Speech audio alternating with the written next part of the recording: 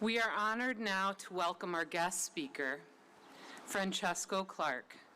Francesco is an entrepreneur, the founder of Clark's Botanical Skincare, an author, a lifelong Bronxville resident, and graduate of the Bronxville High School class of 1996.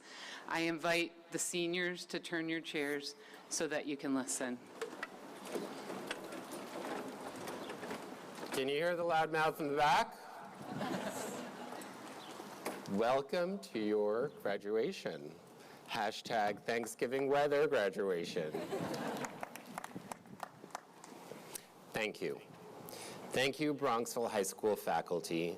Thank you, Romy Cocolette, Kelly Mulcahy-Dolan, and thank you, family and parents here today. And if any of you forgot, tomorrow's Father's Day, so buy your father a tuition-friendly gift by tomorrow. Most of all, thank you, class of 2022. I'm truly humbled to be part of the Bronxville High School Centennial. The only reason why I'm with you today is because you invited me to speak. Normally a parent would be talking now, and instead you chose the possibly less embarrassing option and signed me up to give you a 45-minute speech, so get comfortable. Just kidding, I shortened it. It's 44 minutes, so whatever.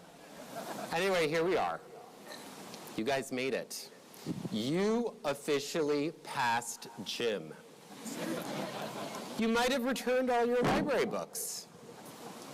I sat in this very spot years and years and years ago when I graduated Bronxville High School in 1996.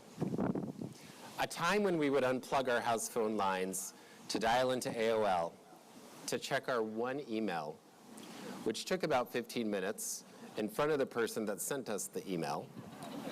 That email's always read the same. Literally, it would inevitably read, "Oh my God, I typed you this email. Please reply." Flash forward to today. And I mean, you could actually turn yourself into a potato while zooming into calculus class. We can speak into our devices, not even need to use our hands to type. The amount of information and speed with which you could look something up, expand your breadth of knowledge is staggering. Everything is at your fingertips, including the opposite option of completely mind-numbing videos of goats screaming in the middle of a Taylor Swift song, or again, the potato reference. Regardless of these incredible advances, right now, this moment feels almost exactly from when I graduated Bronxville. This is the smallest the world will feel for you. This is also the most comfortable time in your world. Today is your last day as a Bronxville student. From this day forward, your choices don't need approval. You are completely free. That's incredible and incredibly terrifying at the same time.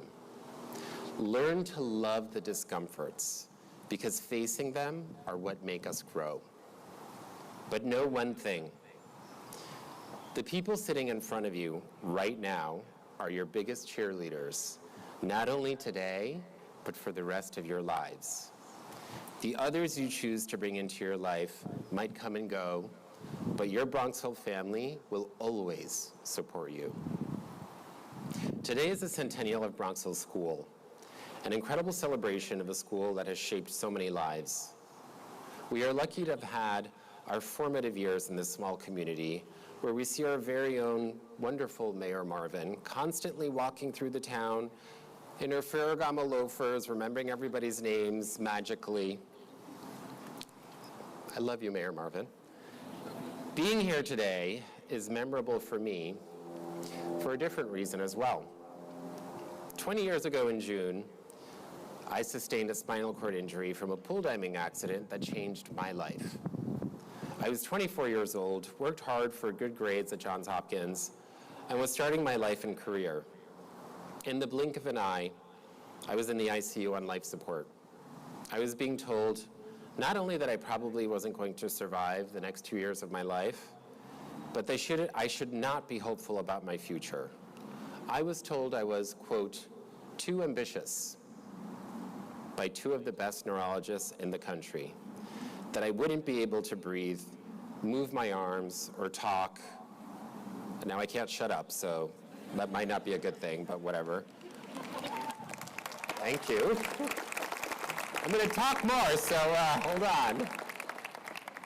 And I'm not sure if you've met my Italian mother in the front row, but that prognosis was not allowed to be true. Telling somebody that they're too ambitious might have been a good thing. Cementing a determination and founding a skincare line and writing a book.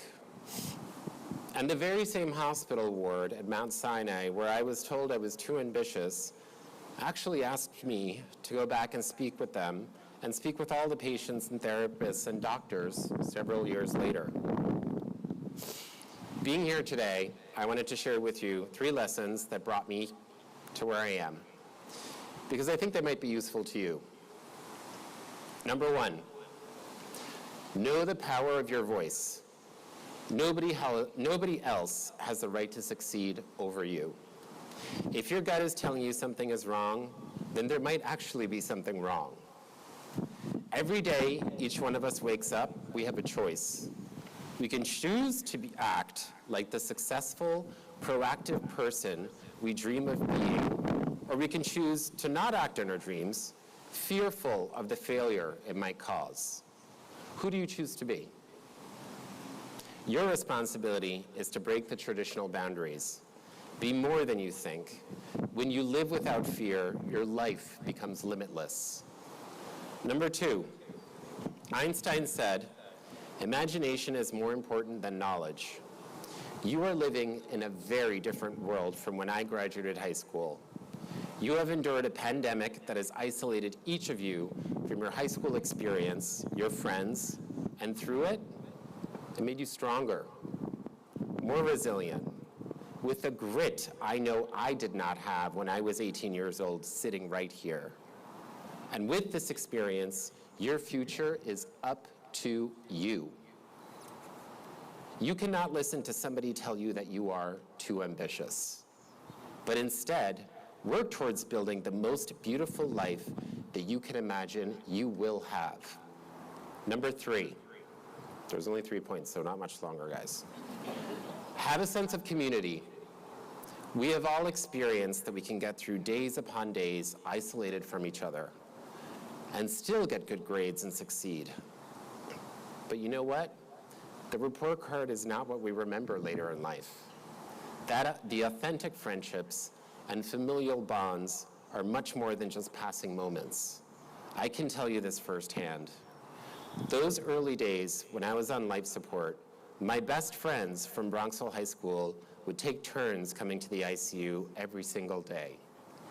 One day, my mother had to make the big decision to take me off of the ventilator. Luckily, my diaphragm started working, but I had to do the most boring exercises to regain lung capacity. 2 days later, my best friend Alex walked into the ICU with a Discman. I don't even know if you guys know what that is, but you just listen to music on it with speakers, and started playing ABBA's greatest hits very loudly and just told me to sing. I swear to God, the poor man in the room next to me started to ask for morphine as soon as I started to sing, but whatever. And if you ever feel like you might be taking your newfound freedom for granted and can't imagine what it felt like to be in quarantine during your high school years, there is one thing you can do to relive it, and it's right here. Go to or imagine the Senior Lounge. You can laugh. Oh yes, the Senior Lounge, the oasis from the breast of Bronxville High School, with its windowless walls and closed-circuit camera above the door, filming your every move with its unplugged TV and vase of dead, dusty flowers. Bask in the memory of its glory and inspiration next year when you've started your college studies. The principal didn't want me to talk about that, but whatever. In my last words to you, I will tell you that no matter where you go, the Bronxville community will be a network of people that want you to succeed. Bronxville will always remain a thread in your DNA, and whenever you need the most honest advice that will cut right through all the noise, it will come from the people sitting in front of you right now and the classmates sitting next to you right now. And you will continue your relentless determination to succeed because whatever you do will now be your choice. From time to time, I hate this wind, I'm sorry. From time to time, you might stumble a little, and you will have learned that we all do stumble, but you will grow from it. My final 2 words to you of what I've learned in life: be fearless. Congratulations.